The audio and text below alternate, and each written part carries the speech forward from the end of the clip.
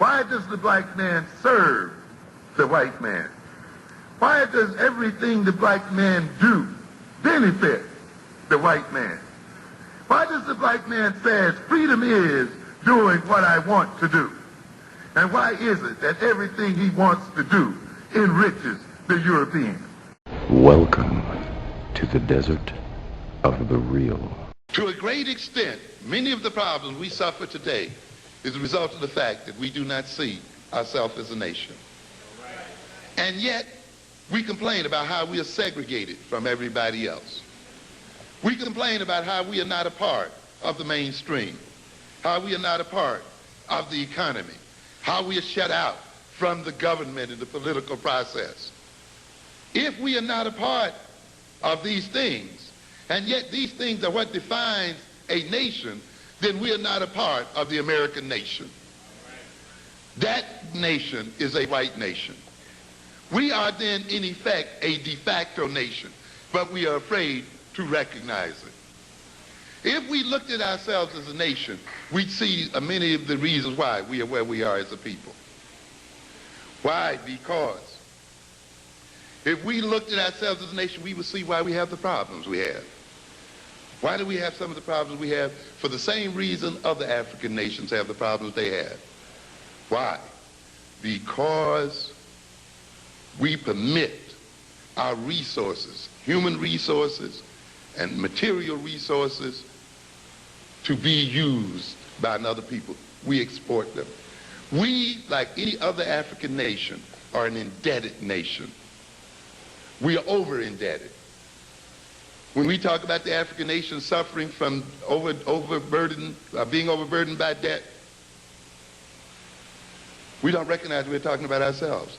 When I ask here tonight, how many of us owes another black institution, another black person major debt, we would get very few hands.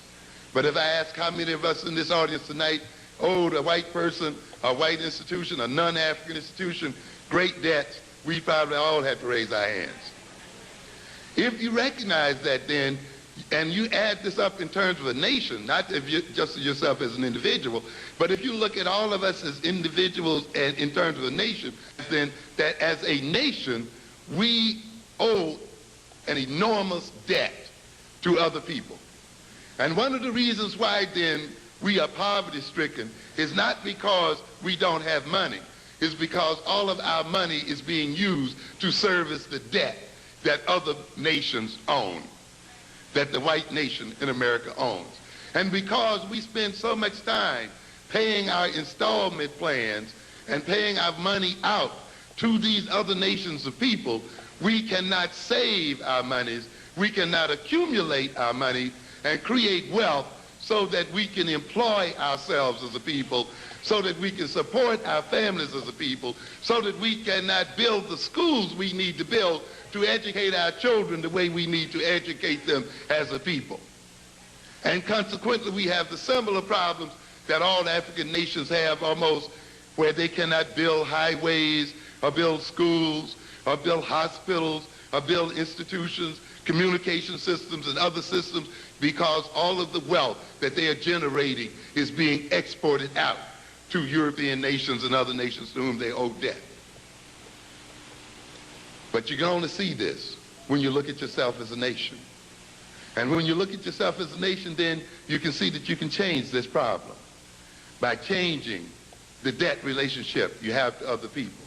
I was looking at an issue here the other day when we were talking about looking at African nations, and we talk about the African nations as monocultures, meaning that they often exist by shipping out one or two major products, cocoa or cocoa beans or oil or gold or something like that.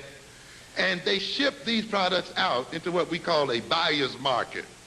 That is, the people they sell these products to set the prices that they're going to pay for these products. So that many of these nations now are being paid less for their products than they were paid 30 years ago. And yet, the nations that buy their products and lower the prices on their products are selling them back those products in processed form and selling them back their own products that have been manufactured here for higher and higher prices. And then we wonder why Africa is in debt and why Africa is impoverished. But that is the result of the fact that they are caught up in an impoverishing mechanism. But we need not talk about the continental African because we are in the same situation here today. The African American nation is a monoculture. What is the commodity that we sell? Labor. We're not selling much manufacturing. We're not selling much other products. The major commodity that we have to sell was the commodity that we were bought over here for in the first place. And what was that? Labor. And now we are selling our labor in a buyer's market, meaning that the people who buy our labor are buying it at the prices they set. And they keep devaluing the price that they're willing to pay for our labor. On top of devaluing the price, they're no longer even demanding the labor. So after a while, we won't be able to sell our labor at any price. And we will then be totally deprived as a people. And therefore, we are caught in a similar position. And just as there's social disorganization in the African nations, there's social disorganization in the American nation.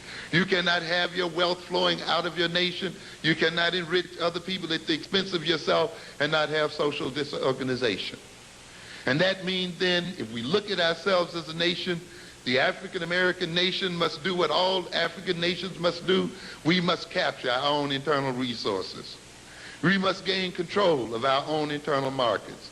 We must trade within ourselves as a people and a group and generate wealth within our own nation as a means of counterbalancing our dependence upon Europeans and upon the white nation itself.